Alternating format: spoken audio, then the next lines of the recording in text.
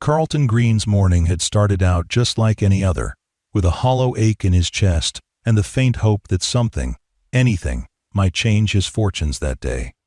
He was trudging through his fields of drought-ravaged corn when something extraordinary happened, something that would later reshape everything he believed about generosity, hard work, and the quiet power of a simple act of deacon. Kindness. He had no idea that this twist of fate was already in motion, that in a matter of months, a miracle in the form of gleaming metal would appear on his property, renewing not only his land, but his faith in the goodness of people. Before we carry on, let me know where you are watching from in the comments, and hit the subscribe button for something special tomorrow. Carlton had been up since dawn, wrestling with an aging irrigation system that groaned and sputtered under the relentless summer heat.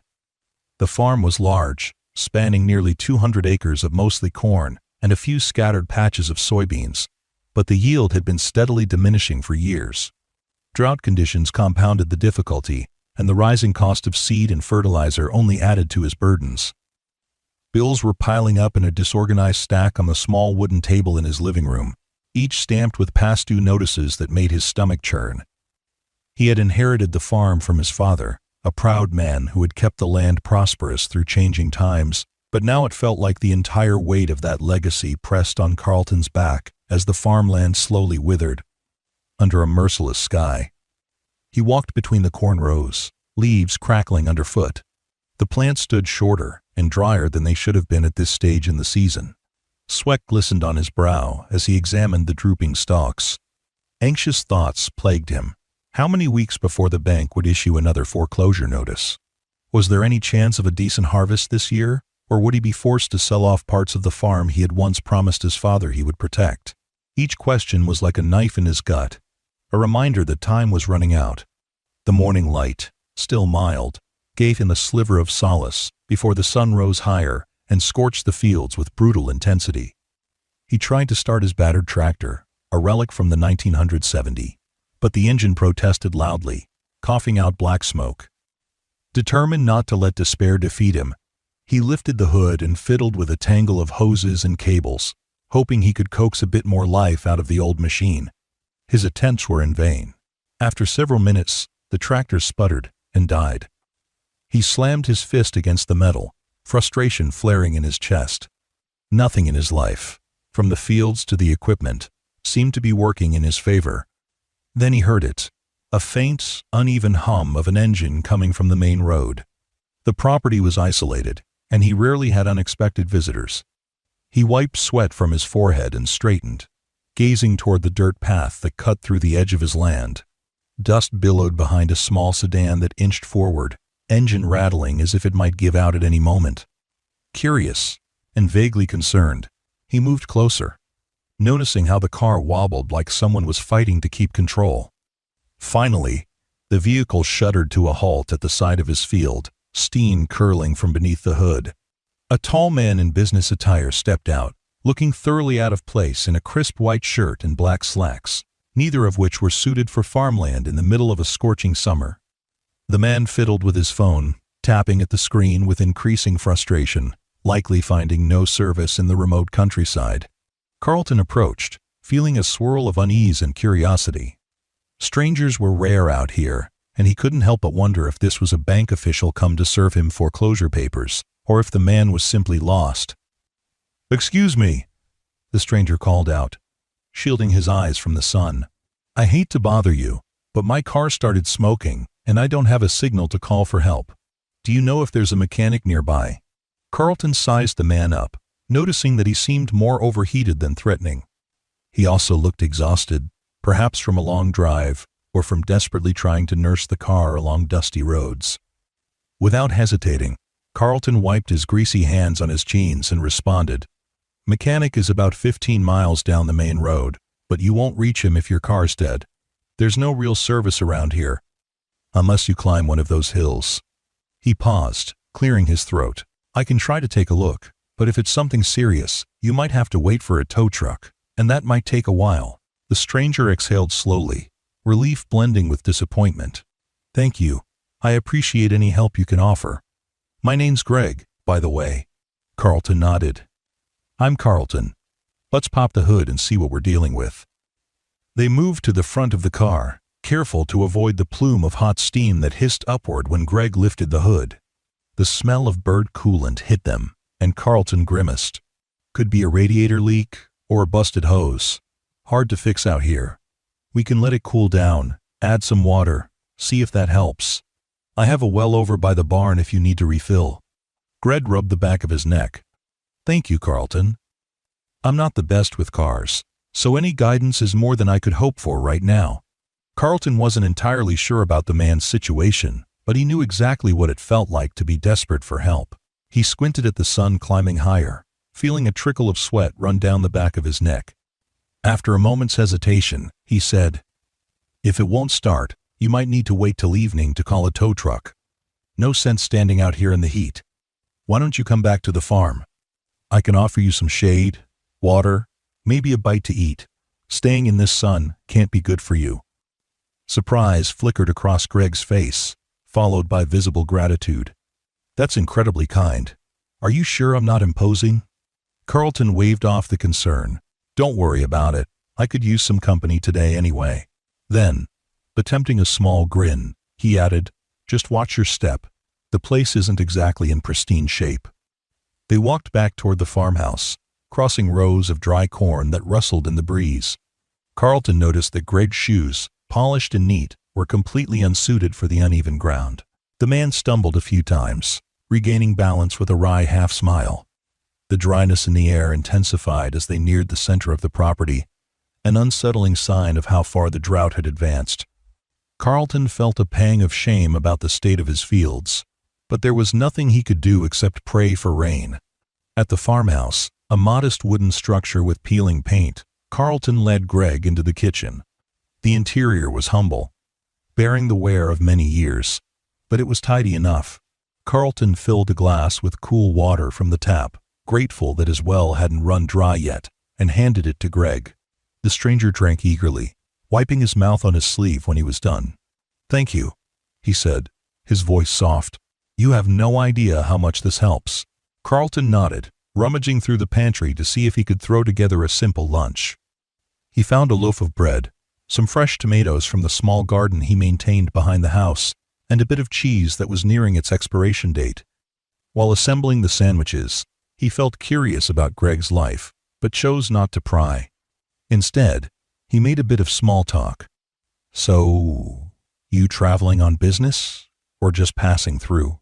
Greg shifted in his seat. "A bit of both, you might say," he replied, shrugging lightly. "I'm from out of state, just driving through this region for a meeting with some folks who are interested in advanced agricultural solutions, some technology demonstration. Truth be told, I'm not used to country roads." Carlton snorted a quiet laugh. "I can tell. Those shoes have city sidewalks written all over them. Well, you picked a heck of a day to break down, I'll say that. The forecast is calling for high temperatures, so at least you won't be standing outside in the rain." He placed the sandwiches on the table, gesturing for Greg to help himself. "Sorry it's nothing fancy, but it'll keep you going." Greg took a bite, nodding in approval. "I've had worse, believe me. This is perfectly fine. Actually, it's better than fine right now." There was a moment of silence as they both ate. Carlton studied the man more closely. Greg's clothes, though dusty from the roadside, were clearly expensive. His watch glinted on his wrist, looking equally costly. Yet there was a weariness in his posture, a tension around his eyes that hinted at stress beyond just car trouble. When Greg caught him looking, he merely gave a polite smile. After lunch, they agreed to see if they could at least get some water into the car's radiator. The day was scorching as they carried a bucket of water out to the broken-down vehicle. Heat rippled across the horizon, distorting the line of the fields. Carlton carefully poured water into the radiator, but it was clear the system had sustained damage. Greg tried starting the car, only to have it groan, cough, and die again. With a frustrated sigh, he turned the key off and stepped out. "Looks like I'm stuck," he said softly, gazing at the endless expanse of farmland as if it were a foreign planet. "You're welcome to stay the night in my barn if you can't get a tow truck until tomorrow," Carlton offered, though the invitation surprised even himself. He was usually cautious about strangers, but something about Greg's situation, and perhaps the bleakness of his own mood made him want to help. There's plenty of room, and at least it'll keep you from sleeping in your car.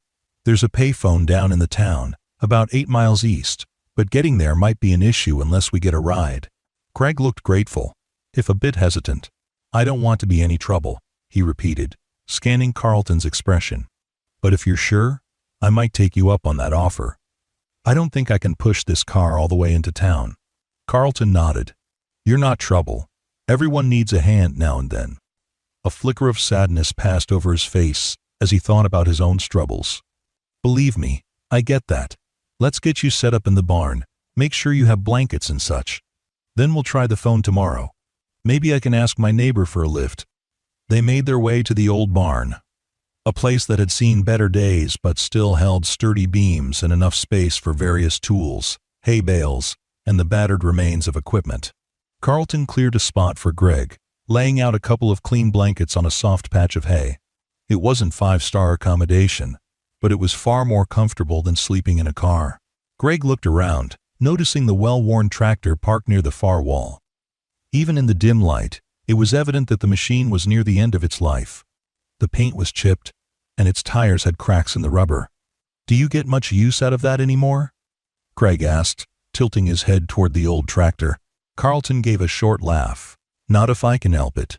It breaks down every time I take it out for more than a couple of hours. Lately, I've been doing most things by hand or hiring a neighbor's tractor when I absolutely need it.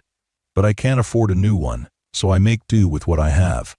He shrugged, trying not to dwell on the frustration that roiled in his gut every time he thought about that piece of junk. Greg ran his hand along one of the barn's dusty beams. Still, there's something about a place like this. It might be old, but it has a story, right? Carlton looked around, remembering how his father had once used the barn as the lifeblood of the farm, storing hay and tools, even raising a few animals in pens that now lay empty. Yeah, there's a story here, he murmured, just not sure how it ends. They talked a bit more as the day wore on, mostly idle conversation about where Greg had grown up. He mentioned a city several states away and how Carlton came into possession of the farm. He explained it was a family inheritance. Neither man pried too deeply into the other's hardships, but a quiet understanding began to form.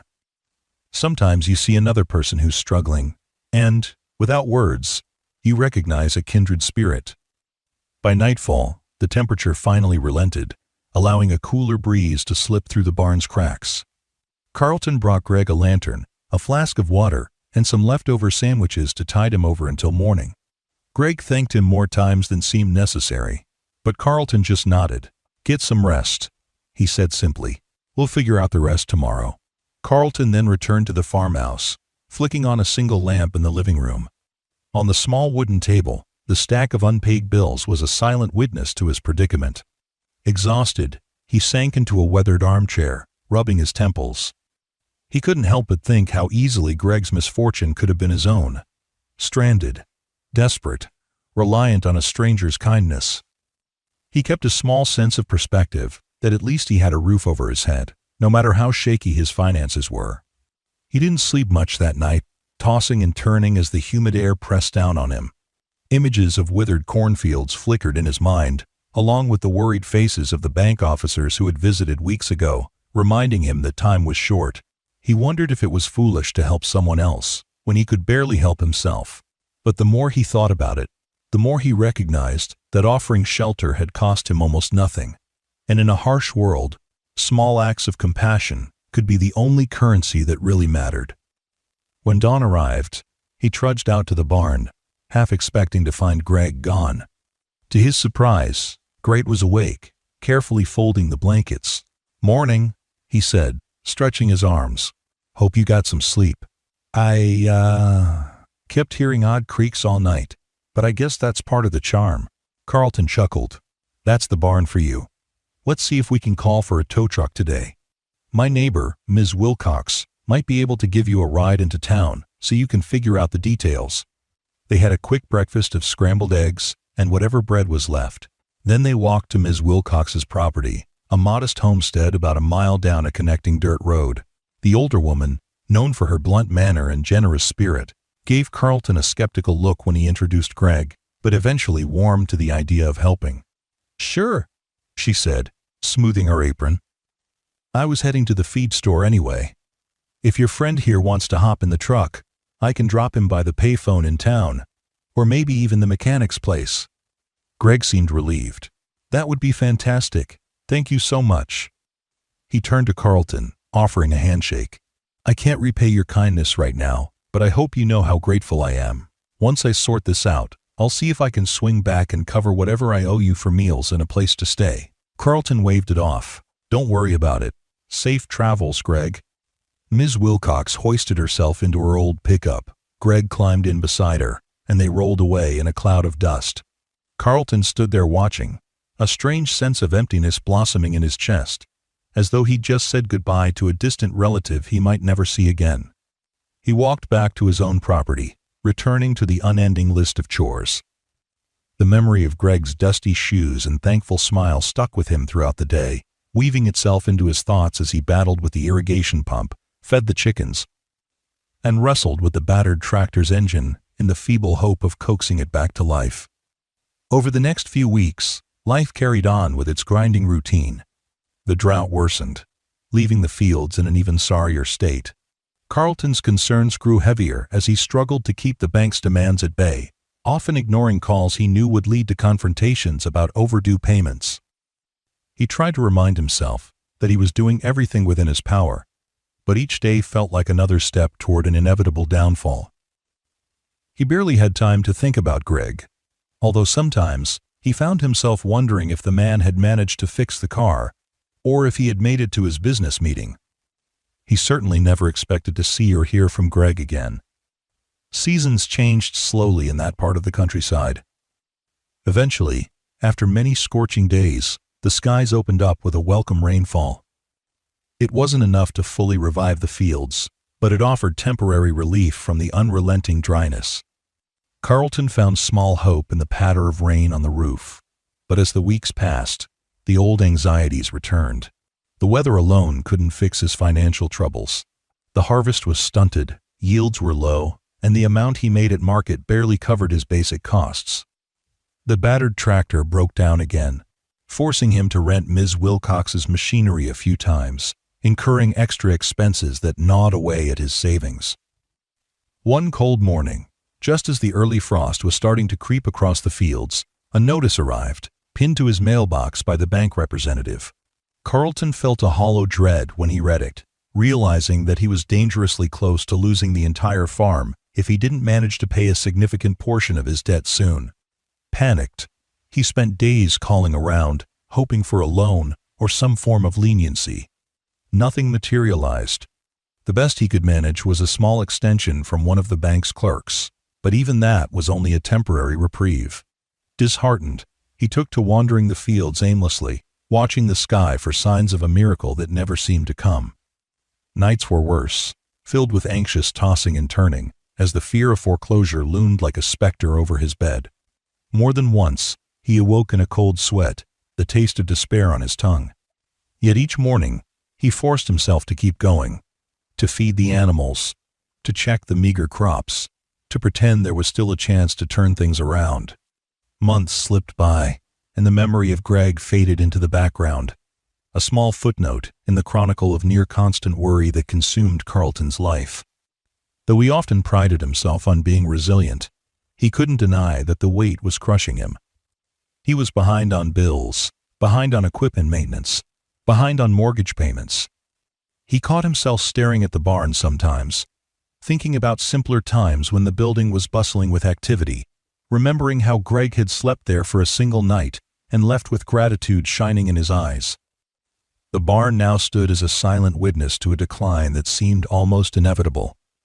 Then, in the early days of winter, something happened that stunned Carlton so completely, he wondered if he was in the midst of a dream. He woke up before dawn, as he always did, pulled on a heavy coat, and stepped out onto the front porch. The cold air bit into his cheeks. He took a moment to peer across the dimly lit farmyard, where the horizon still had only a faint glow hinting at daybreak. Usually he would turn toward the barn, or head to the chicken coop first, but a gleam in the middle of his field caught his eye. Confused, he squinted, trying to identify the shape. Parked near the very spot where his old tractor would sometimes sit, something large and shiny reflected the weak dawn light. He blinked, rubbed his eyes, and started walking toward it, the crunch of frost under his boots sounding impossibly loud. As he approached, his breath caught in his throat. It was a tractor, but not just any tractor. It was brand new, sleek, painted a vivid green with the sort of polished sheen that promised state-of-the-art engineering. The tires looked enormous, sturdy enough to tackle any terrain. There were no plates or stickers indicating ownership, but it stood there silently, as though it had grown overnight from the soil itself. His mind reeled. He couldn't fathom who might have driven it there, or why.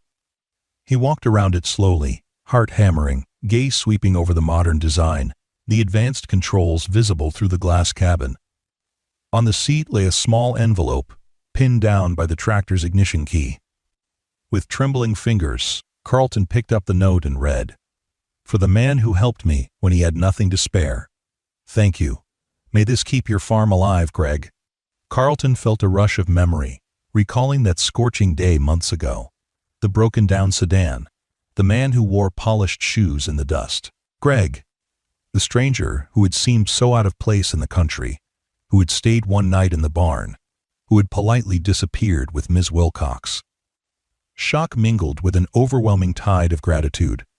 He reread the note several times, disbelieving that the sleek, brand-new tractor before him was truly meant for him, a gift to save his struggling farm. Stunned tears prickled at his eyes. How could this be real? He gently touched the tractor's metal body, half expecting it to vanish under his fingertips. The machine was solid, built by a renowned agricultural tech firm, if the small logo on the side was any indication. He looked around, searching for any sign of who might have delivered it. The frosty ground bore tire tracks that vanished into the distance, as if whoever dropped it off had quietly driven away in the night. No one was in sight, only the silent fields. Filled with an indescribable mixture of awe and hope, he climbed up into the seat, turning the key. The engine roared smoothly, powerful yet refined. All at once, he felt like the weight of his hardships had lifted, at least for the moment. The thought that someone cared enough to do this for him threatened to unravel his stoic composure. He spent the next hour just marveling at the tractor, testing the controls in slow circles around the field. Everything worked flawlessly. The advanced dashboard displayed digital readings he had only read about in magazines, things like GPS-based steering, real-time traction analysis, and fluid-level monitors. It was exactly the upgrade he had so desperately needed, the sort of advanced equipment that could quadruple his efficiency and cut down operational costs. With a brand new tractor, he would no longer have to rely on renting or borrowing from neighbors, nor would he waste time struggling with constant breakdowns. This might be the lifeline that turned everything around. As the sun rose higher, Ms. Wilcox noticed the gleaming machine from her own property and came over, curiosity burning in her eyes. When Carlton recounted the story of Greg, the broken-down car, and now this astonishing gift, her jaw practically dropped to the ground. Others in the small community soon got wind of the incredible event. Farmers from a few miles away stopped by, drawn to the rumors of a brand-new tractor appearing overnight. Many expressed a mixture of disbelief and admiration for whoever Greg was. Some teased Carlton, joking that he must have a wealthy guardian angel. Others simply congratulated him, well aware of how dire his situation had become. But, as the shock subsided, Carlton realized the tractor alone, while miraculous, was not an absolute fix for his financial predicament. He still owed the bank a painful sum. However, having reliable equipment now meant he could expedite fieldwork, expand his future planting, and potentially secure better harvests. That advantage was huge. If he planned carefully, it might be the saving grace for the farm. Determined to make the most of the gift, he set to work immediately, using the tractor to till and prepare what land remained workable before the true grip of winter set in. Each day, he carefully studied the machine's manual, learning every function and capability. Its advanced features included an integrated planting guidance system, ensuring seeds were spaced perfectly. The tractor's fuel efficiency, combined with reduced downtime, would save him money in the long run. He wrote a letter addressed to Greg at the only lead he had, the same address Greg had casually mentioned for a technology demonstration in the region, though it was vague. He had no idea if it would reach the man, but he poured his gratitude onto paper, explaining how life-changing the gift was. Whether Greg ever received it or not, writing it felt cathartic, reminding him just how far a small act of kindness could travel. Winter fully arrived, bringing biting winds and a scattering of snow. Under normal circumstances, this season was a difficult period for the farm, a time when meager funds often shrank even further and anxieties about the coming planting season loomed. But now, he had reason to plan, to strategize. He spent long evenings at the kitchen table, going over budgets, potential yield estimates, and the advanced methods he could implement with the new tractor. He even called a few local agricultural suppliers, renegotiating seed contracts by using the promise of higher productivity. Some, intrigued by his new equipment, offered him better terms, hoping to secure a piece of the success story that might be on the horizon. As the cold months inched by, word spread further about the mysterious gift. A local reporter came by to interview Carlton after hearing rumors of a miracle tractor left anonymously in the night. He was hesitant to attract too much attention, but saw some potential benefit in publicity if it could help him secure business or partnerships. The story ran in a small-town paper, mentioning that a random act of generosity had revived one farmer's hopes. Neighbors read it and shook their heads in astonishment. Yet no one seemed to know who Greg was or how to contact him directly. When the snow finally melted and the early hints of spring arrived, Carlton was ready. He used the tractor's advanced guidance system to plant corn more efficiently than ever before, carefully spacing seeds and ensuring fertilizer was applied at optimal intervals. The sense of excitement he felt was like a dormant seed inside him that had finally sprouted. Every morning, he woke up energized, eager to see how the newly planted rows were doing. He even found the confidence to negotiate with the bank again, presenting them with projections that showed, if the harvest went well, he could catch up on overdue payments. Although the bank representatives were cautious, they gave him a slightly extended timeline, seeing that he had taken a significant step toward modernizing his farm. It was during this time that he finally received a letter. The envelope was neatly addressed to him, no return address except a corporate name he recognized from an article about agricultural technology. Inside was a short note, penned in a neat hand. "Carlton, I received your letter. It's wonderful to hear that the tractor is already helping you. Sorry I dropped it off and vanished, but I had to catch a flight overseas. I'm proud of you for persevering, and I hope this equipment is the key to a better tomorrow. Keep up the good work, Greg." Carlton's eyes misted over as he reread Greg's words. So Greg had received his letter after all. The note was short but sincere, and it only deepened the sense of awe swirling inside Carlton. In the same envelope was a business card with Greg's name printed on it. Below his name was a title, Chief Executive Officer of an agricultural tech firm, one that specialized in advanced machinery and software for farming efficiency. Carlton's eyebrows shot up as he realized that the man he had once helped in his dusty barn was not just well off, but possibly quite influential in the global agricultural market. Shaking his head, Carlton marveled at the fact that Greg had said little about his background that fateful day, never revealing the scope of his resources or status.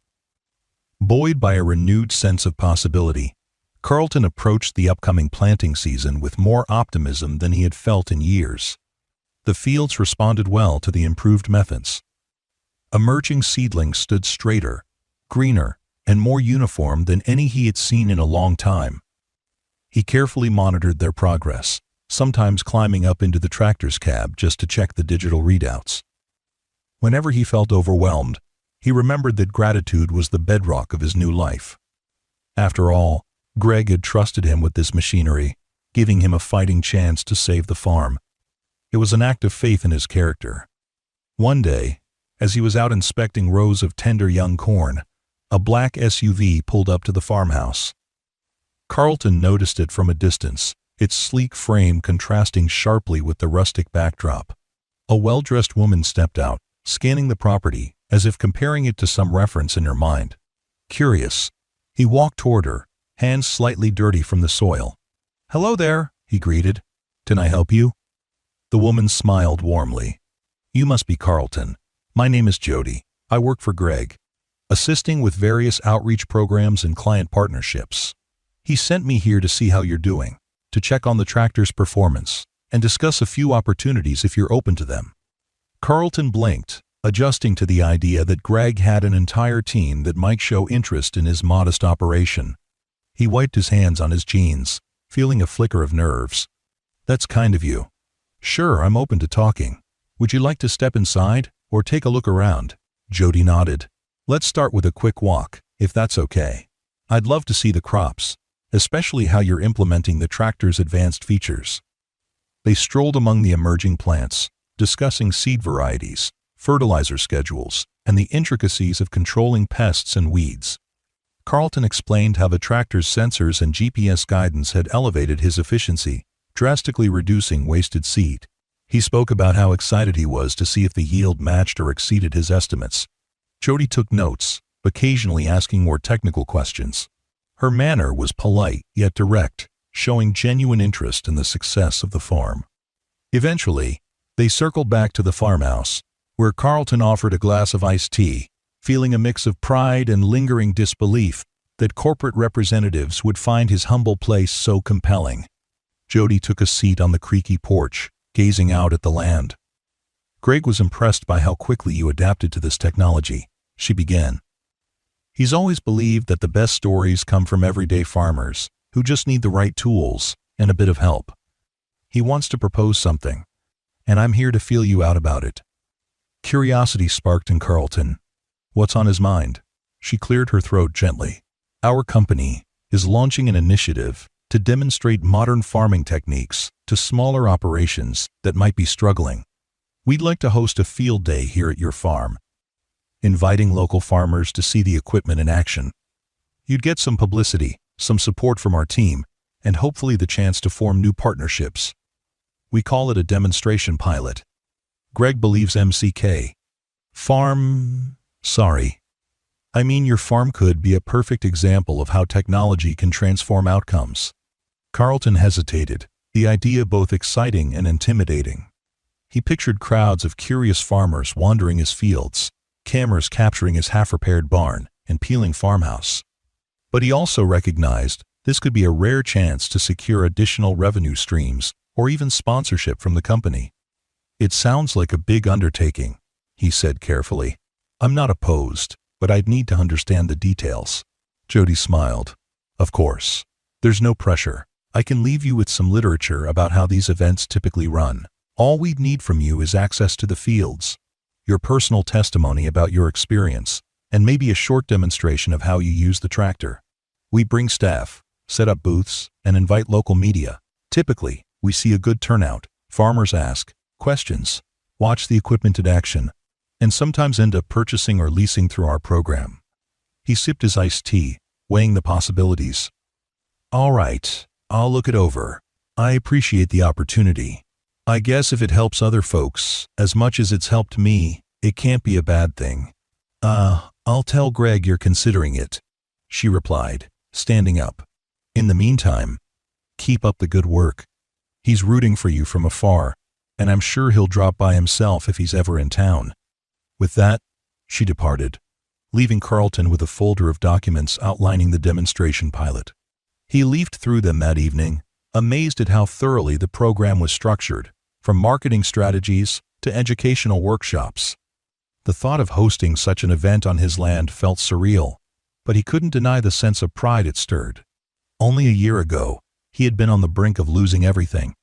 Now, he was fielding visits from a major agricultural tech firm, sharing lessons on how to use advanced equipment he could never have afforded on his own. Spring transitioned into the warmth of summer.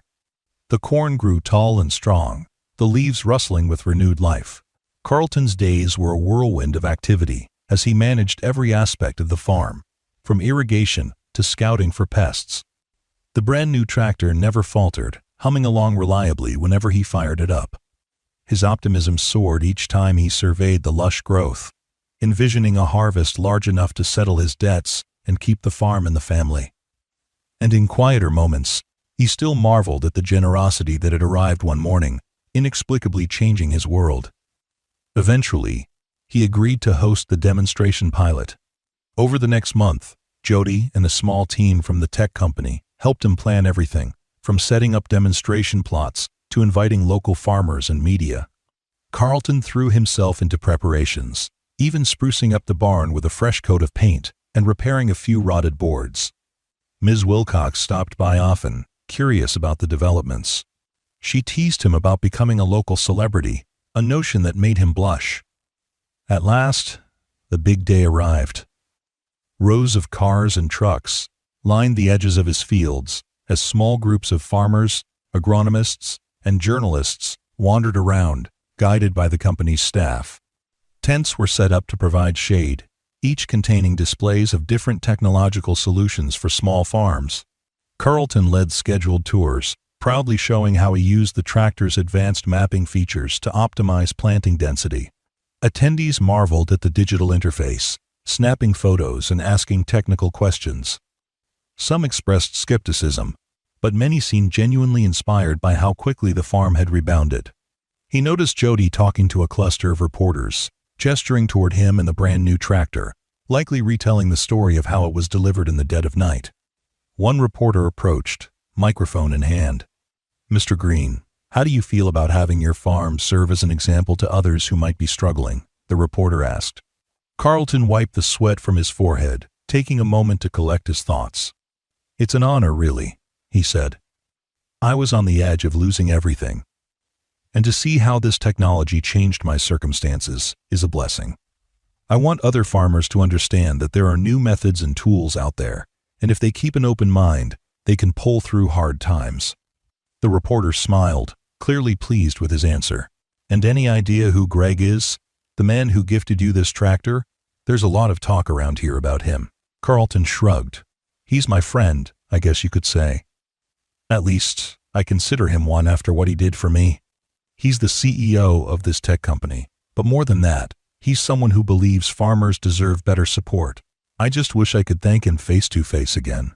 The day was a triumph. By the time the last demonstration ended, many local farmers had expressed interest in leasing or purchasing equipment. Some wanted to sign up for consultation services, while others simply left with new ideas. The company staff seemed thrilled, hinting that future collaborations could be in store for Carlton if he wanted.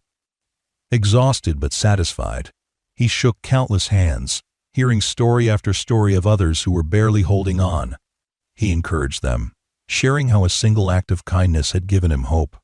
Night fell, and soon the crowd dispersed, leaving behind only the soft glow of the barn's overhead light and the humming of crickets. Carlton sat on his porch, sipping a cool drink, replaying the day's events in his head. In the distance, the brand-new tractor gleamed faintly under the moonlight, a symbol of how drastically life had changed. He was lost in thought when he heard the crunch of tires on the gravel driveway. Looking up, he saw a sleek car rolling to a stop, headlights momentarily illuminating the porch steps. The engine turned off, and a figure stepped out. With the dim light from the porch, Carlton recognized the silhouette. Greg. Heart leaping, Carlton stood, almost knocking over his glass in his haste. Greg walked closer, wearing a slightly sheepish smile. "Carlton," he greeted, voice low and warm. "Looks like I arrived a bit late for the big show."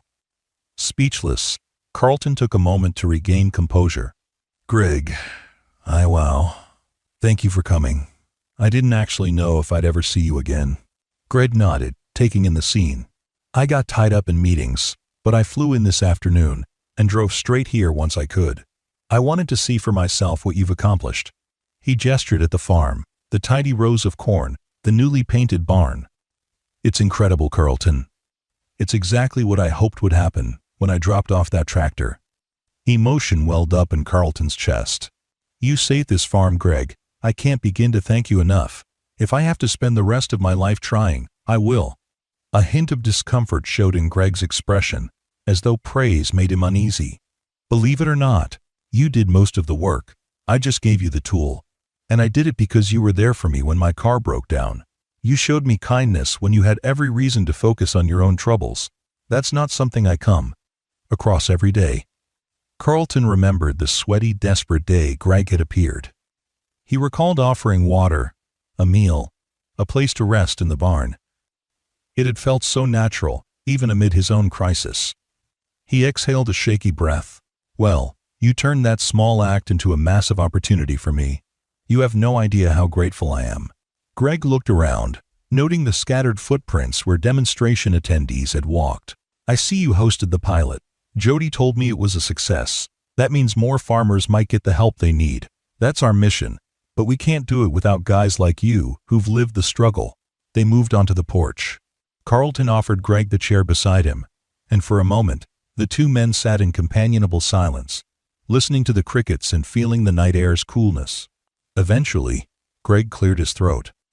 So, where do you go from here? You had a good planting season, from the looks of it. Carlton nodded. If the harvest meets expectations, I can clear a huge chunk of my debt. Might even be able to invest in additional improvements, maybe upgrade the irrigation system. After that, who knows? Maybe expand the orchard. Hire 1 or 2 more people, so I'm not working around the clock. Greg smiled softly. It's good to hear, and if you want to continue working with us, we're open to exploring more advanced solutions. You've shown an aptitude for the technology that many farmers struggle with.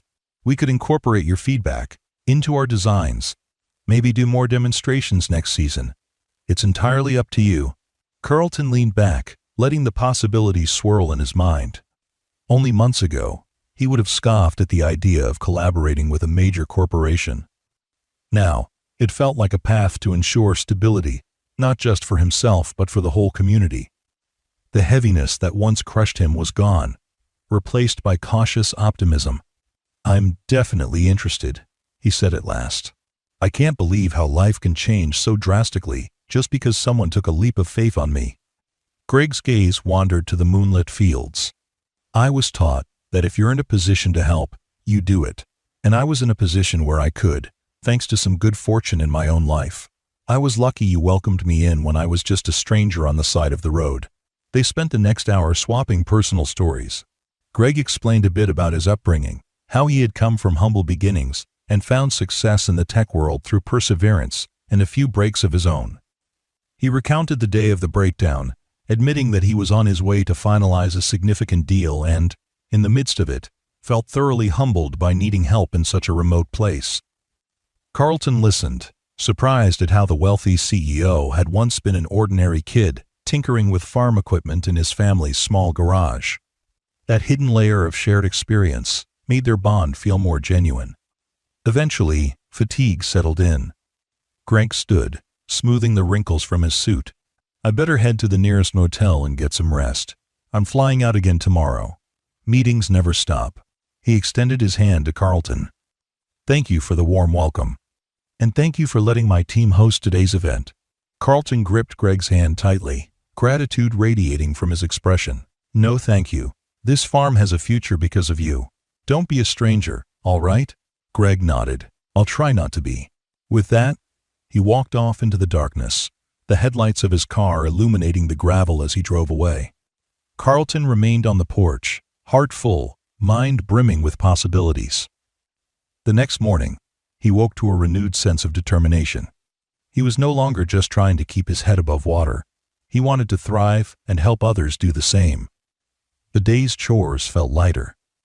Checking on the corn, calibrating the tractor, and going over finances now carried a sense of purpose he had rarely felt before. He began drafting a plan to improve the farm's irrigation, gathering quotes and designs for a more efficient system. He also set aside time to mentor a younger neighbor who was starting his own small plot. Demonstrations from the previous day had sparked a wave of interest in the region, and farmers kept calling, eager to learn how to implement the technology. Throughout the summer, the fields thrived. Occasional rainstorms provided enough moisture, and the tractor's precise planting had maximized every acre's yield potential. When harvest time arrived, Carlton got to work using the tractor's specialized attachments. He found himself moving through rows at a brisk, steady pace, collecting an astonishing volume of corn. His hands shook at times, from sheer excitement, from the possibility that all these bushels would translate into the income he needed to finally wipe the slate clean with the bank. When the final numbers came in, he was elated.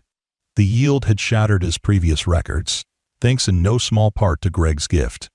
He sold most of the harvest at a favorable market price, then watched with relief as the funds in his account rose enough to not only pay the critical debts, but also set some aside for improvements. On a sunny afternoon, he walked into the local branch of the bank with a check that covered a large chunk of what he owed. The banker's eyes widened in surprise, and as they processed the payment, Carlton felt an immense weight lift from his shoulders. He wasn't entirely debt-free, but for the first time in years, he was on stable ground with a clear path forward. That autumn, he began the installation of a modern irrigation network, partial drip lines that conserved water while delivering it directly to the plant roots. He also tested new seed varieties that Greg's company recommended, picking those best suited for the region's climate. Ms. Wilcox regularly dropped by, beaming at how the once struggling farm had transformed into a hub of innovation. Even the battered old barn, once a symbol of decline, now housed a refurbished workshop where Carlton tinkered with new farming devices. As word of his success spread, more people reached out, hoping to replicate his results. Carlton found himself hosting smaller, informal events. Groups of neighboring farmers would gather in the barn to discuss strategies, share experiences, and watch demonstrations of the advanced tractor. Each meeting reminded Carlton of how far he had come.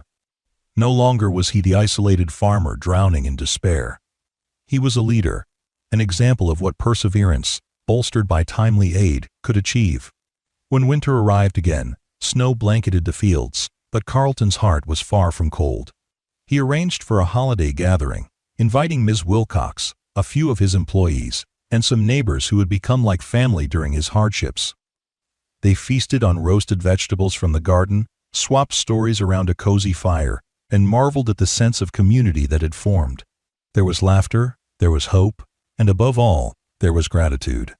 Carlton ended the evening by lifting a glass and proposing a toast, remembering the days when such a celebration felt impossible. Months rolled by, each bringing new developments. The farm continued to prosper, and Carlton further reduced his debt.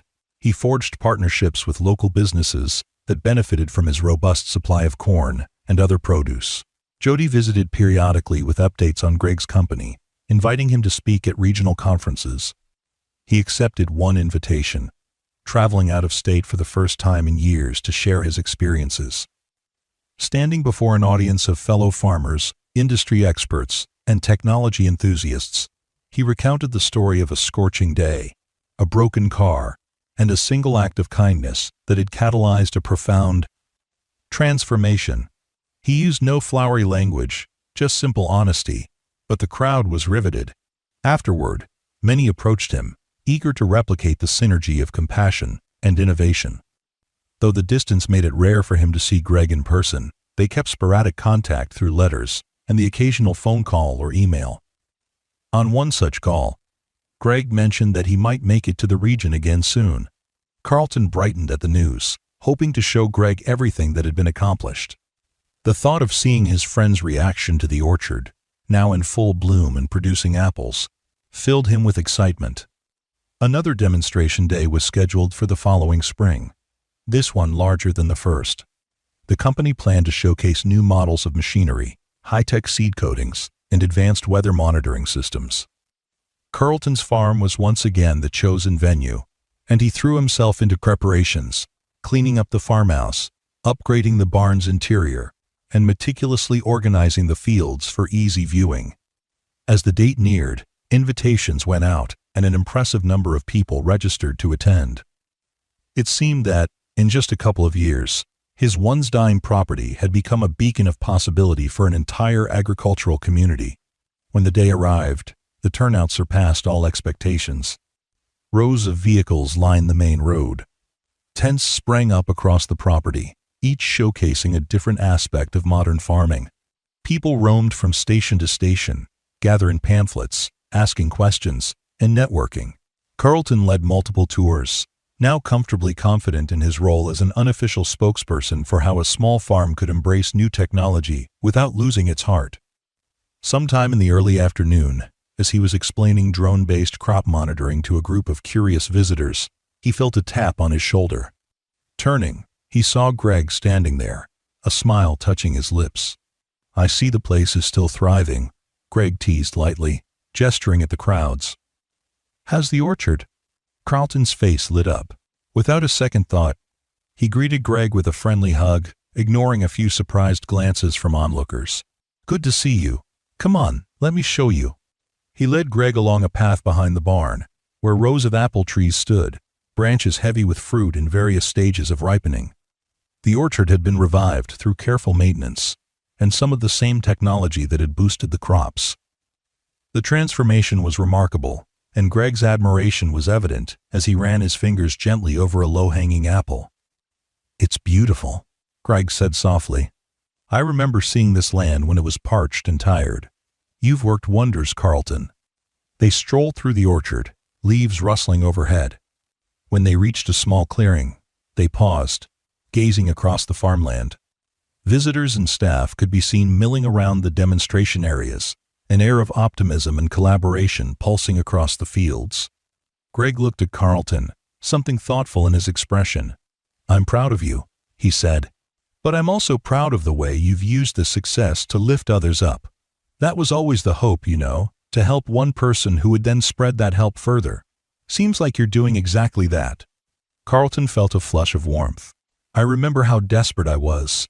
It's not something I ever want others to feel if it can be prevented. You gave me the tractor, but you also gave me a chance to believe in possibility again. And that's what I want to share with them." They returned to the crowds, where Greg fielded questions from some of the media present. Rather than dwell on his own role in the story, he diverted attention back to Carlton's dedication. He praised the resilience of small farmers, emphasizing that technology was a tool, but the true engine of success was the heart and determination of people like Carlton who refused to give up. Reporters hum on his words, scribbling notes about the synergy of old-fashioned grit and cutting-edge innovation. As the day wound down, they retreated to the farmhouse porch. Greg loosened his tie, letting out a contented sigh. "I'll probably be off again soon," he admitted. "These days, I'm traveling between continents, forging new partnerships, but I'm always just a call away. If you ever need anything, don't hesitate." Carlton nodded, feeling both gratitude and a pang of sadness at the transient nature of Greg's schedule. "Safe travels, then. And thank you again. I think about that morning sometimes, how different things might have been if I'd just waved you off or pretended not to see you. Scary to imagine, really." Greg met his gaze with unwavering sincerity. "Well, you didn't wave me off. You helped me, and that made all the difference. Now you're helping countless others by sharing your experience." He sipped a glass of water, eyes drifting toward the horizon. "When people talk about you in our company, they call you the heart and soul of the pilot program. Don't underestimate your impact. This farm, these demonstrations, your willingness to teach this is changing lives." The next morning, Greg departed early, leaving behind the faint sound of gravel crunching under his tires. Carlton watched him go, quietly reflecting on the path they'd traveled. The fields around him shimmered in the morning sun, no longer desolate but filled with promise. The brand-new tractor, which had once seemed like an impossible gift, now stood as a testament to how generosity can multiply when it meets fertile ground, both literal and metaphorical. Life carried on. Each passing season brought its own challenges, from unpredictable weather to market fluctuations. But with an upgraded irrigation system, a network of supportive colleagues, and the ongoing relationship with Greg's tech firm, Carlton faced those hurdles with steady resolve. He continued to experiment with new crop rotations, eventually adding a stretch of soybeans and a small patch of sunflowers. The orchard flourished, producing enough apples that he started selling cider to local stores. Even the barn, once a symbol of decaying fortunes, became a local landmark where monthly meetings were held, bridging gaps between traditional farmers and the forward-thinking approaches championed by Greg's Apena Company. Over time, he paid off the last of his debt, turning what had once been a ticking time bomb of foreclosure into a stable enterprise. The farmhouse received much-needed repairs, windows replaced with energy-efficient models, the porch reinforced and repainted. The transformation was so dramatic that passing travelers sometimes stopped just to stare or to ask if they could take photos of the orchard in full bloom. Ms. Wilcox joked that he ought to charge admission, but he simply laughed, remembering that the farm's resurrection was rooted in an act of kindness he could never put a price on. On certain evenings, while the sky was painted with the vibrant colors of sunset, Carlton would take a slow walk along the rows of corn, pausing to run a hand across the stalks or pluck a stray weed. In those moments, he often recalled the day Greg's car had broken down near the edge of the property. He remembered offering water, a sandwich, and a place to rest in a dusty barn. He remembered how Greg had quietly departed, only to return with a life-altering gift months later. That memory, for him, was the essence of hope. Two strangers crossing paths in adversity, each leaving the other with something priceless. As the years passed, they stayed in touch, exchanging holiday cards and sporadic updates. Greg's business expanded, while Carlton's farm turned into a shining example of how modern methods could revitalize even the most beleaguered operations. Whenever someone asked him for advice, Carlton always said the same thing: be open to the unexpected. Sometimes a small act can spark a chain reaction beyond anything you can imagine. In the hush of an early morning, before the roosters crowed, he would sometimes walk past the barn where Greg had slept, hearing echoes of that first conversation. The place where a dusty sedan had once sat baking in the sun was now just another patch of grass at the farm's periphery. But Carlton had planted a seed there, a small sapling that over the years grew into a sturdy oak. He never mentioned the tree to many people, but for him it symbolized the generosity that had taken root in his life. If he ever needed a reminder of how fortune could change overnight, he only had to glance at that oak, its branches spreading skyward as if reaching for endless possibilities. In time, the story of Carlton and Greg became something of a local legend, told at dinner tables and community gatherings. Some versions embellished the facts, painting Greg as an angelic figure descending from the heavens in a tractor. Others focused on how dire Carlton's circumstances had been, depicting him as a farmer on the brink of utter collapse. The truth was simpler. Two people had met under harsh conditions, each one giving what he could. One gave a helping hand and a place to sleep, the other returned with a gift that changed a life. For Carlton, that simplicity was the greatest lesson of all. You never know what shape gratitude and kindness might take when it's passed from one hand to another, multiplied by compassion, and circled back again. A few lines from the note Greg had left with the tractor still echoed in Carlton's thoughts whenever he fired up the engine. For the man who helped me when he had nothing to spare. Thank you. May this keep your farm alive.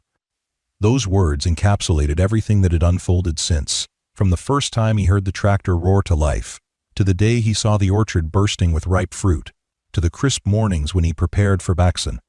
Community workshops. They were more than a message. They were a mission statement that guided him toward being a steward of generosity himself. And so the land, which once threatened to slip away into the hands of banks and creditors, remained in Carlton's care. Each season, he nurtured it with renewed vigor, investing in better seeds, forging partnerships, and embracing progress without abandoning tradition. He shared his knowledge openly, refusing to hoard the techniques that brought him back from the brink. As his orchard grew, he invited local children to pick apples and learn about sustainable farming. During the fall, he set up a small festival on his property, complete with hay rides and fresh cider, celebrating the bounty that was once a distant dream. In every corner of the farm, from the old chicken coop to the newly renovated barn, one could sense the influence of that single moment of hospitality when he had offered Greg a glass of water and a meal. Time has a way of smoothing over the rough edges of hardship. People in town began to forget how close Carlton came to losing it all, taking for granted that his farm was a success story. But Carlton never forgot. Every day he rose before sunrise, stepping out onto the porch to watch the sky lighten over the fields. He kept Greg's note pinned to a bulletin board in his kitchen, next to photos of the orchard in full bloom and a snapshot from the day they unveiled the new tractor. He lived in constant awareness that life's greatest blessings often arrive without fanfare, sometimes even hidden in trials. The memory of that battered sedan breaking down and the dust swirling around Greg's polished shoes remained etched in his mind. If you were to visit Carlton's farm years after the events began, you would find a thriving operation that marries cutting-edge technology with the healed wisdom of the land. You would see a farmer who's neither proud nor broken, but balanced, shaped by both adversity and kindness. And if you were lucky enough to catch a quiet moment, perhaps at dusk, when the tractor is parked neatly beside the barn, you might hear him humming softly, glancing toward the horizon. In his eyes, you'd catch a glimmer of something powerful: gratitude for how a lost traveler had once stumbled upon his property, turning a simple act of compassion into an unbreakable bond, forging a future that even the harshest drought couldn't destroy.